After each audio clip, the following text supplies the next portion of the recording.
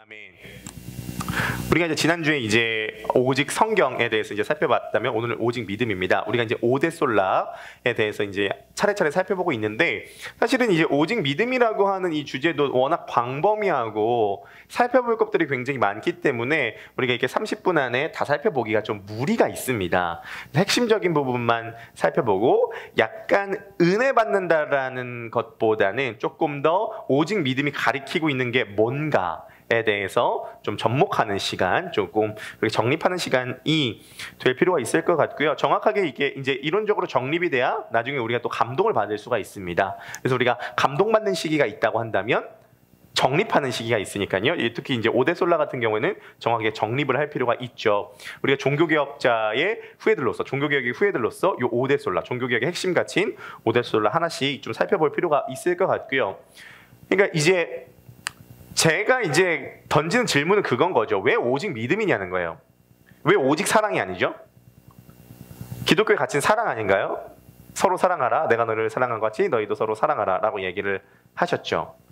그렇죠? 믿음, 소망, 사랑은 항상 있을진데 그 중에 제일은 사랑이다. 분명히 사랑이 제일이라고 얘기를 했죠. 믿음, 소망, 사랑 중에 사랑이 제일이라고 얘기를 했는데 왜 오직 사랑이라고 하지 않고 오직 순종이라고 하지 않고 왜 오직 믿음이라고 했냐? 이런 질문 안 가져보셨습니까? 그렇잖아요. 그렇죠? 그런 질문들을 우리가 가져볼 필요가 있습니다. 이유가 있거든요. 오직 사랑이 오데솔라에 들어간 것이 아니라 오직 믿음이 들어간 게 이유가 있습니다. 그러니까 여기서 이제 종교개혁자들이 고민했던 내용이 뭐냐면은 그들이 주장했었던 핵심적인 게 뭐냐면 순서가 중요하다는 것이. 순서가 중요하다는 것입니다. 자, 사랑과 순종은 그리스도인들이 하는 거예요. 성경에서 사랑하라라고 하는 것을 볼 때 그것은 불신자에게 적용되는 메시지가 아닙니다. 사랑과 순종은 그리스도인이 하는 거예요. 그러면 뭐가 그리스도인이 되게 하냐는 거죠. 그리스도인이 된 다음에 사랑을 해야 되는 것인데 뭐가 그리스도인이 되게 하냐? 그게 믿음이라는 거예요. 그래서 근본과 출발이 뭐냐에서부터 시작을 해야 돼요. 믿음, 오직 믿음을 먼저 얘기한 것은 믿음에서부터 출발해야 그 다음에 그리스도인이 되고 사랑과 순종으로 넘어갈 수가 있습니다. 오직 사랑이 아니라 오직 믿음인 이유는 그러니까 사랑이 안 중요하다는 것이 아니라 믿음이 사랑보다 더 중요하다는 것이 아니라 근본과 시작과 출발이 믿음에서부터 출발한다라는 것이 그들의 주장이었고 발견이었고 우리는 그 토대 위에 서 있습니다. 그러므로 그리스도인답게 살도록 만드는 것은 순종과 사랑이지만 그리스도인이 되도록 만드는 것은 믿음입니다. 그렇죠? 그래서 오늘 이 믿음에 대해서 우리가 세 가지만 조금 살펴보고 우리가 바로 기도하는 시간을 가져보도록 할 텐데, 믿음에 대해서 딱 세 가지, 이 오직 믿음이 의미하는 게 뭐냐. 사실은 오늘 말씀 제목은 오직 믿음과 단지 믿음은 다르다, 이렇게 지난주에 설교 제목이 오직 성경과 오로지 성경은 다르다 이렇게 해서 약간 라임을 맞춰서 오직 믿음과 단지 믿음은 다르다 이렇게 하려고 했는데, 그 다음에 다음 주가 오직 은혜인데 그게 생각이 안 나가지고 그냥 이제 이름을 바꿨습니다. 내 믿음 믿지 말기로 바꿨는데, 자, 세 가지 파트로 우리가 오늘 생각을 좀 해보도록 하겠습니다. 자, 첫 번째는 뭐냐면, 믿음에 대해서 우리가 첫 번째로 생각을 해야 되는 건 뭐냐면, 우리가 믿음으로 구원을 받죠. 근데 이런 거예요. 확신이 없다는 거예요. 내가 그리스도인이냐, 내가 천국 가냐, 내가 하나님의 자녀냐, 이게 약간 긴가민가 하다는 겁니다. 제가 긴가민가 한 이유를 정확하게 말씀을 드릴게요. 왜 긴가민가 하냐면은, 우리가 이 믿음이라고 하는 것을 얘기를 할 때 많은 경우에 어떠한 마음을 갖고 있냐면은, 그리스도를 믿음으로 구원을 받는 건데, 많은 경우에 어디서 헷갈리냐면은 제가 볼 때에 자꾸 내 믿음을 믿는다는 거예요. 그러니까 문제가 뭐냐면, 내가 지금 잘 믿고 있냐 안 믿고 있냐 자꾸 이걸 따져요. 조금 더 넘어가서는 내 삶이 지금 그리스도인답게 살아가고 있냐 이걸 따진다고요. 이것을 근거로 내가 구원 받았느냐 안 받았느냐를 따져요. 근데 그게 아니라는 거예요. 그것은 내 믿음을 믿는 거예요.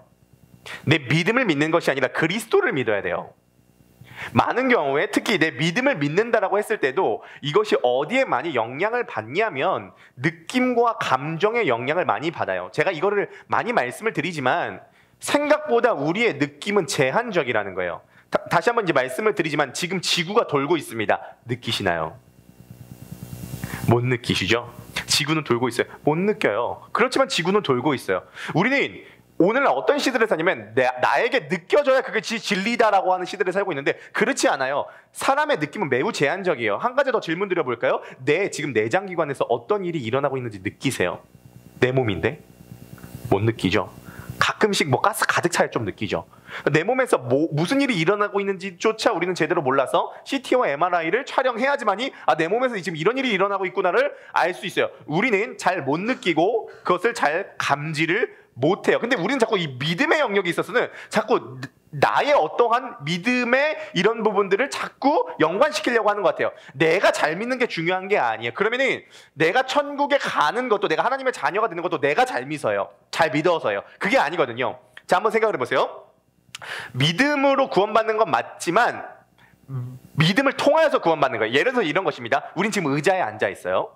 의자에 앉아서 우리가 편하게 앉아 있을 수 있는 이유는 내가 앉아 있기 때문이라기보다는 의자가 튼튼하기 때문이라는 거예요. 내가 의자에서 넘어지지 않고 앉아 있을 수 있는 이유는 내가 굳건하게 앉아 있는 게 아니에요. 굳건하게 앉아 있어서 의자에 편하게 앉아 있는 것이 아니라 앉아 있는 거 그냥 앉아 있는 거예요. 사실 믿음은 아무것도 아니에요. 믿음은 그냥 과정이고 아무것도 아니에요. 내가 앉아 있을 수 있는 이유는 의자가 두 다리로 튼튼하게 버티고 있어서요.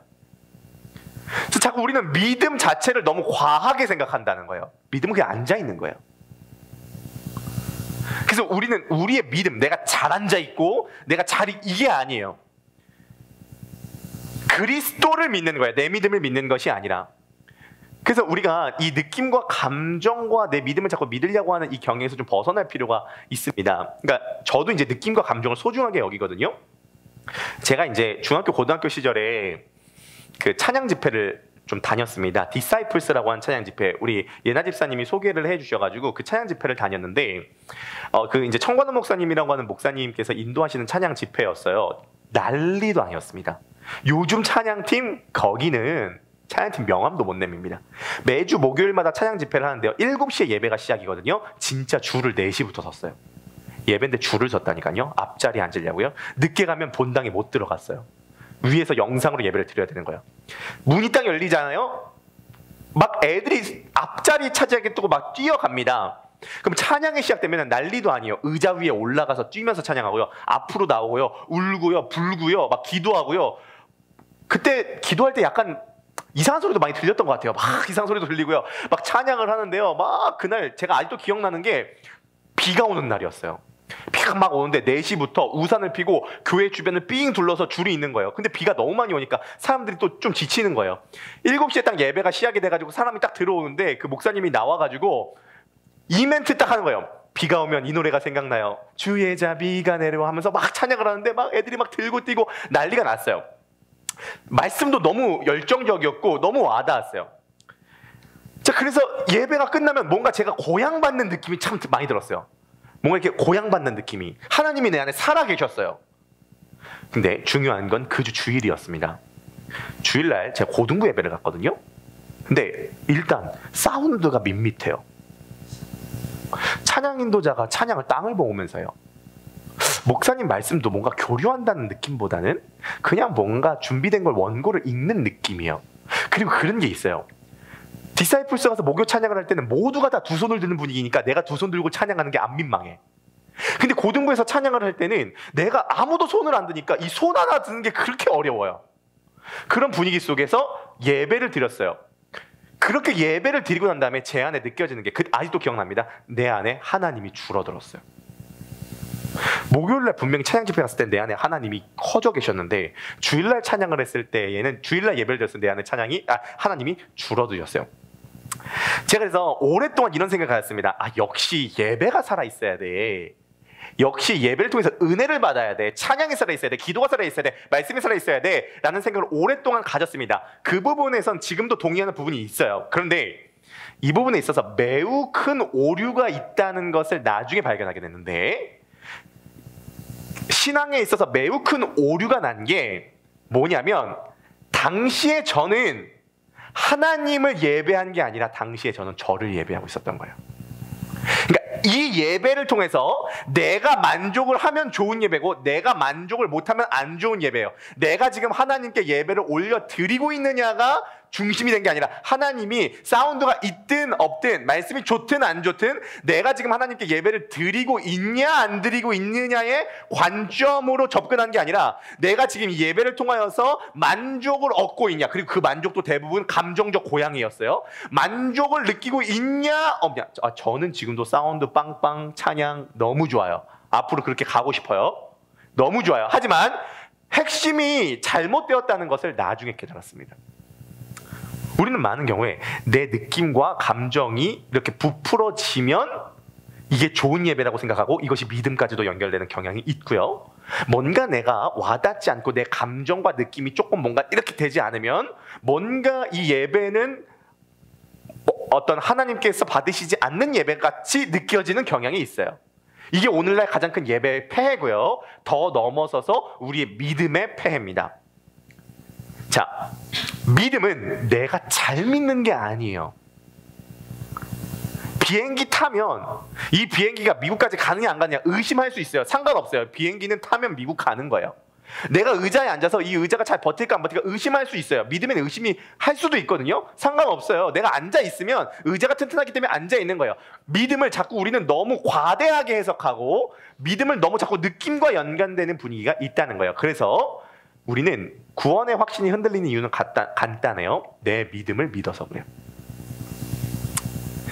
내 믿음을 믿지 마시고요. 내가 잘 앉아 있는 것을 믿지 마시고요. 이 비행기가 미국 갈 것을 믿지 마시고요.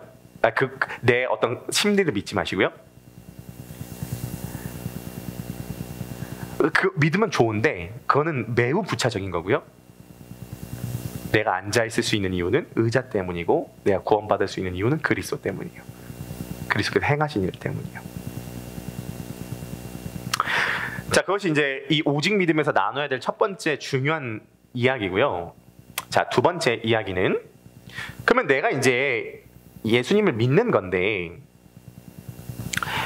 이 예수님을 믿음으로써 나에게 이제 주어지는 것이 무엇이냐면은, 쉽게 얘기해서 그것을 의라 그래요. 의롭게 여김을 받는다.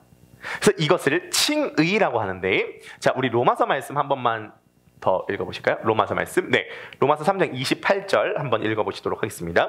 준비, 시작. 그러므로 사람이 의롭다 하시는 것은 율법의 명령에 있지 않고 믿음으로 되는 줄 우리가 있죠. 네, 사람이 의롭게 되는 것은 율법의 행위에 있는 것이 아니라 믿음으로 된다. 이게 이제 칭이에요. 믿음으로 말미암아 우리가 의롭게 된다. 종교개혁자들은 이걸 매우 중요하게 생각했는데, 이 칭의, 믿음으로 말미암아 의롭게 된다라고 하는 이 메시지를 통해서 교회가 일어서기도 하고 무너지기도 한다고 했습니다. 그리고 기독교 역사에서도 보면은 반드시 기독교의 역사에서 부흥하는 시기가 있었는데, 그 부흥하는 시기에 항상 있었던 특징이 있었어요. 그게 뭐냐면, 믿음으로 말미암아 의롭게 된다라는 이신칭의의 교리가 다시 한번 재발견됐을 때 기독교가 부흥했습니다. 종교개혁뿐만이 아니라 17세기, 18세기, 19세기 미국과 영국에서도 언제 다시 부흥했냐면은, 사람의 행위가 아니라 예수 그리스도를 믿음으로 내가 의롭게 된다라고 하는 이것이 재발견됐을 때에 부흥이 일어났어요. 이게 매우 중요한 거거든요. 그러니까 우리가 행위가 필요하죠. 그런데 인간의 행위로는 아무리 노력하고 아무리 열심히 해도 하나님 앞에서는 죄인이라는 거예요. 하나님의 기준에 다가가지 못해요. 그러므로 우리가 하나님의 기준에 합격하기 위해서는 유일하게 예수 그리스도의 의를 우리가 전가받는 수밖에 없어요. 이걸 의의 전가라 그러는 거예요. 그리스도의 의의 전가라 그러는 거예요. 그래서 그리스도께서 행하신 그 의를 내가 믿음으로 그 의가 전가됨으로써 내가 하나님 앞에 의롭다 하심을 받는 거죠. 이것이 매우 중요한데요. 자, 여기서 제 질문을 한번 드려보도록 하겠습니다. 내 행위가 아니라 예수 그리스도를 믿음으로 내가 하나님 앞에 의롭게 되는 것인데, 그러면 여기서 어떤 변화가 일어나는데, 이 중요한 질문이에요. 이 변화는 신분의 변화입니까? 아니면 본성의 변화입니까? 신분의 변화. 본성은요? 안 변하고. 네. 내가 예수님을 믿었을 때 의롭게 됐어요. 이것은 신분의 변화입니까? 본성의 변화입니까? 신분의 변화. 자, 그래도 오직 믿음에 대한 이런 것이 조금씩 정립이 되어 가고 있어요. 자, 이런 거예요. 우리가 예수님을 믿었어요. 예수님을 믿어서 의롭다 하심을 받았어요. 이것은 신분의 변화이지 본성의 변화가 아닙니다. 예를 들어서 이런 거예요. 어떤 여종이 있었어요. 이 여종은 너무 오랫동안 종살이를 했기 때문에 종스러운 부분이 있어요. 남을 무시하고, 무시를 워낙 많이 받아서 자기도 남을 무시하고 쉽게 섭섭해하고, 그 다음에 굉장히 어떤 잘못을 하면 죄책감에 빠지고, 그 다음에 굉장히 많이 위축되어 있어요. 종이기 때문에. 그런데 어느 날 왕이 이 여종을 사랑해서 이 여종을 자기 아내로 삼았어요. 이 여종은 갑자기 어느 날 왕비가 된 거예요. 자, 왕비가 됐어요. 근데 모든 본성, 습관, 생각, 마음, 스타일, 이 모든 것은 다 종이에요.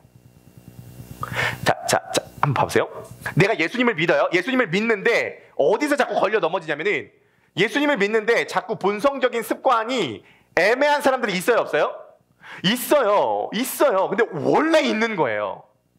칭의는 본성의 변화가 아니라 신분의 변화예요. 아직 종인데 그냥 왕비라고 그냥 왕관을 씌워준 거예요. 그 외에는 그냥 과거의 불신자랑 다 똑같아요. 종이랑 다 똑같다는 거예요. 이해가 되시죠? 여러분들 마음속에서 어떤 질문이 있는지 제가 말씀드릴게요. 예수 믿으면 변화돼야지. 열매로 그 신앙을 안다라고 했는데 변화 안 되면 예수 안 믿는 거 아니냐. 본성의 변화가 있어야지 예수 믿는 거지. 그런데요, 너무 빨리 가지 마세요. 너무 빨리 가지 마세요. 복음이 얘기하고 있는 것을 차례차례 가야 돼요. 빨리 가지 마세요. 너무 우리가 변화까지 빨리 가지 마세요. 내가 잘하든 못하든, 내가 못 끊는 습관이 있든 없든, 내 성격이 개차반이든 좋든, 내가 화를 내든 안 내든 일단 왕비가 된 거예요. 그걸 인정하세요. 넘어져도 의인이에요. 원수가 날 정죄할 때에도 난 의롭게 설 수 있네. 난 더 이상 정죄함 없네. 난 주보혈 아래 있네. 난 주보혈 아래 있네. 그 피로 내 죄 사했네. 하나님의 긍휼 날 거룩해 하시었네. 난 주보혈 아래 있네. 난 원수의 어떠한 공격에도 더 이상 넘어지지 않네. 난 주보혈 아래 있네. 이게 안 와닿죠? 왜 안 와닿는지 아세요? 우리의 본능은 어떤 본능이 있냐면, 우리의 본능은 우리가 행한 만큼 보답받는다는 본능이 뿌리 깊게 있어요. 요즘에 넷플릭스 화제의 신작 흑백 요리사 꼭 한번 봐보세요. 저는 흑백 요리사를 보면서요, 저는 너무 도전을 많이 받는 게, 흑백 요리사를 보면 오직 성경, 오직 믿음, 오직 은혜가 다 있는데, 그 메시지를 보면요, 흑백 요리사를 보면요, 근데 흑백 요리사를 보면은 거기에 3스타가 나와요. 미슐랭 3스타. 미슐랭 3스타가 우리나라에서 한 명밖에 없대요. 안성재 셰프. 전 세계 148명 있는데 그 중에 한 명이 우리나라에 있는데, 그분이 심사위원으로 나온 거예요. 그분은 막 한 입을 딱 먹잖아요. 그러면은 고기의 익힘 정도, 청경채의 익힘 정도, 이런 걸 다 파악을 해요.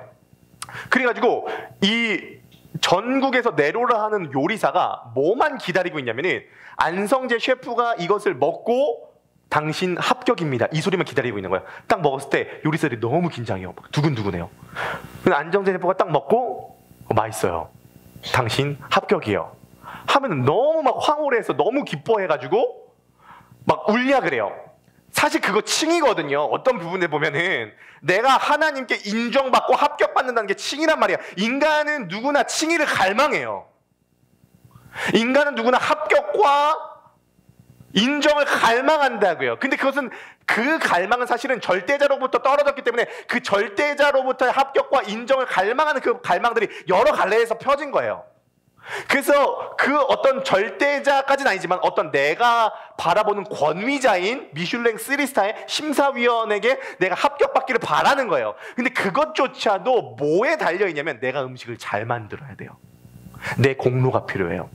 내가 음식을 잘 만들어서 심사위원의 까다로운 미각을 만족시켜야 합격 통지가 받아요. 근데 우리는 어떻게 했어든지 하나님의 미각을 만족 못 시켜요. 하나님의 기준에 만족을 못 시키는 거예요. 그런데 우리가 예수 그리스도를 믿음으로 예수 그리스도의 의가 내게 됐기 때문에 우리가 하나님 앞에 딱 섰을 때, 하나님이라고 하는 심사위원 앞에 섰을 때 하나님께서 너 합격이라고 얘기할 때 내 행위와 공로와 노력과 이런 것에 아무 상관없이 예수 그리스도가 행한 그 일만으로 하나님께서 나를 받아들여 주신다. 이것은 우리의 본능을 거스르는 일이지만 이것이 복음의 핵심 중에 핵심이에요. 저는 우리 크로스포인트 교회가 이 칭의에 대해서만 제대로 알리고 받아들여도 교회가 존재하는 목적을 달성한다고 믿습니다. 본성은 아직 안 변화됐어요. 그냥 왕비가 된 거예요. 신분의 변화예요. 이해되시죠? 우리가 지금까지 두 가지 살폈습니다. 첫 번째, 내 믿음 믿지 말기. 두 번째, 본성의 변화가 아니라 신분의 변화. 마지막 세 번째를 살펴보고 우리가 함께 기도를 하도록 할 텐데요.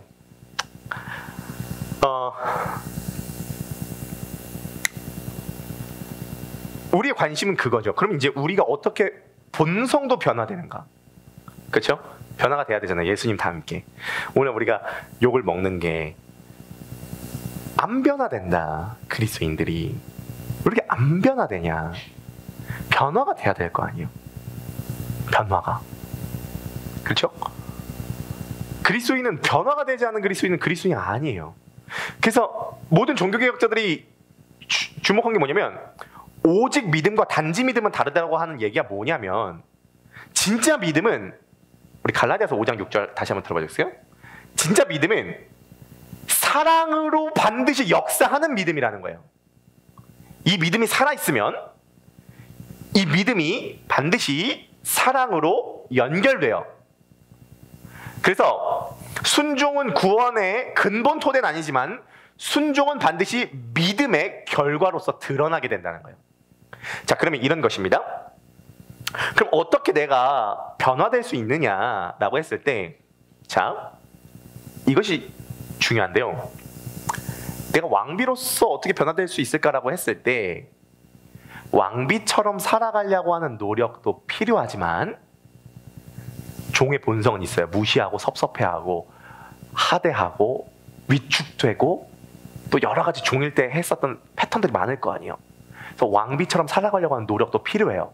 그러나 훨씬 더 중요한 것은 내가 왕비가 되었다는 사실을 날마다 확인하고 인정하는 것입니다. 왕비처럼 살아가려고 하는 의지와 노력도 필요하지만 내가 왕비가 되었다라고 하는 신분이 변화가 되었다는 것을 날마다 확인하고 인정하는 게 본성의 변화도 일으킬 수 있다는 것이 우리 선배님들의 결론이에요.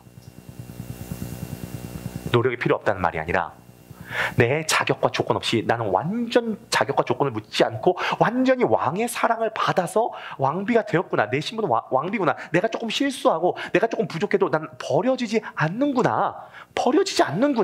난 그리스도인이구나. 나는 왕비구나. 나는 예수님과 그리스도와 결혼한 자이구나. 연합한 자이구나. 라는 것을 확인을 하고 인정을 하고 그 신분으로 오기 위해 그 신분을 나에게 주시기 위해서 나에게 주신 사랑을 확인하는 것이 내 본성의 변화를 일으키는 가장 주된 무기가 됩니다. 그것을 바탕으로 내가 왕비처럼 살아가려고 하는 노력도 당연히 필요하겠죠. 그리스도인답게, 그리스도인으로서 대접받고자 한다로 너희도 남을 대접하라, 원수를 사랑하라 라고 하시는 성령의 열매는 오직 사랑과 희락과 화평, 오래 참은 자비, 양성, 충성, 온유, 절제를 내가 의지적으로 노력적으로 맺어가는 것도 중요하지만 훨씬 더 중요한 게 무엇이냐면 내가 먼저 예수 그리스도로 말미암아 의롭게 되어서 내가 하나님 앞에 예수 그리스도만큼 존귀한 존재가 되었다는 신분을 확인을 해야 돼요. 이것을 우리식으로 표현을 하자면 복음을 제대로 선포하고 믿어야 복음의 결과에서도 그 효력이 발생하는 것이고, 우리가 불신자에서 예수님을 믿을 때도 복음이 필요하지만 신자로서 우리가 예수님 닮아갈 때도 복음이 필요하다는 거예요. 그래서 오늘날의 신자로서도 우리들에게 필요한 거는 신자로서, 그러니까 불신자로서 구원받을 때도 복음이 필요하지만 신자로서도 성장할 때도 복음이 필요해요. 조금 신학적 용어로 말씀드리자면 우리가 예수 그리스도로 말미암아 의롭게 된 다음에 우리가 변화되는 과정을 이걸 성화라고 하는데, 성화할 때 내 의지와 노력도 필요하지만 칭의를 계속 붙잡아야지만이 성화도 간다는 거예요. 그때 우리들에게 나타나는 특징이 하나 있습니다. 그게 뭐냐면 그 회개인데, 회개할 때 필요한 건 뭐냐면 자기 자신을 정확하게 인식하는 겁니다. 그렇죠? 내가 뭐가 문제인지를 알아야 고칠 거 아니에요. 이것을 요즘 이제 사회심리학에서는 메타인지라고 하는 좋은 용어를 줘서 너무 좋은 것 같아요.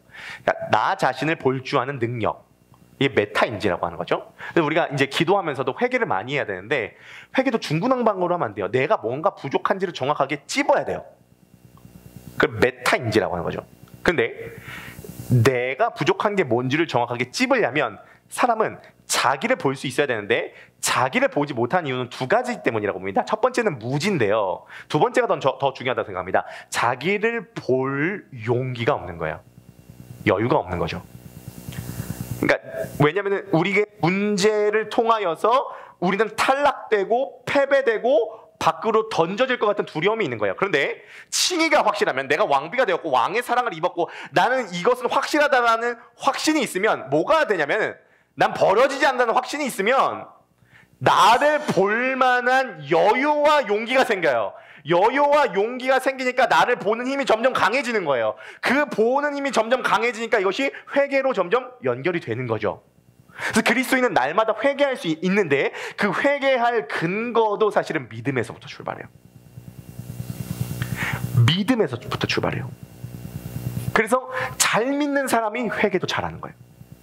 잘 믿는 사람이 순종도 잘하게 되는 거예요. 그래서 잘 믿는 사람이 회개와 순종을 통해서 본성까지도 변화가 되는 거예요. 의지와 노력 이전에 믿음이 중요해요.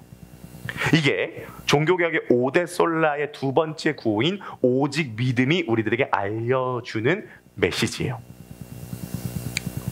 자, 세 가지 살펴봤습니다. 첫 번째, 내 믿음을 믿지 말아야 돼요. 내 믿음을 믿지 말아야 돼요. 네, 내 믿음을 믿는 게 아니에요. 특히 내 느낌이나 감정을 믿는 게 아니에요. 느낌, 감정 소중해요. 필요해요. 좋아요. 하지만 내 믿음을 믿지 마세요. 내가 의자에 앉아있는 이유는 내가 잘 앉아있어서가 아니라 난 그냥 앉아있는 거고요. 의자가 튼튼해서요. 두 번째, 믿음으로 우리가 의롭게 되는데 이것은 내 행위와 공로에 상관이 없는 거예요. 우리는 모두 다 칭의를 갈망해요. 내가 존경하고 내가 바라는 어떤 대상의 합격 통보를 갈망해요. 인간 누구나 본능적으로. 그런데 우리는 어떻게 해서는 하나님의 심판대 앞에, 하나님의 심사 앞에 통과할 수 없어요. 그때 우리가 하나님께 가지고 나가는 것은 그리스도의 의예요. 이것은 본성의 변화가 아니라 신분의 변화다는 말씀을 드렸습니다. 그럼 이제 본성의 변화까지 어떻게 나아가느냐? 내가 왕비가 되었다는 사실을 날마다 인정하고 기억하고 확인하는 거예요. 그러면 내가 왕의 사랑을 입었구나라는 것이 확정이 되면 이제 나 자신을 볼 수 있는 여유와 용기가 생겨요. 그러면 회개하게 돼요.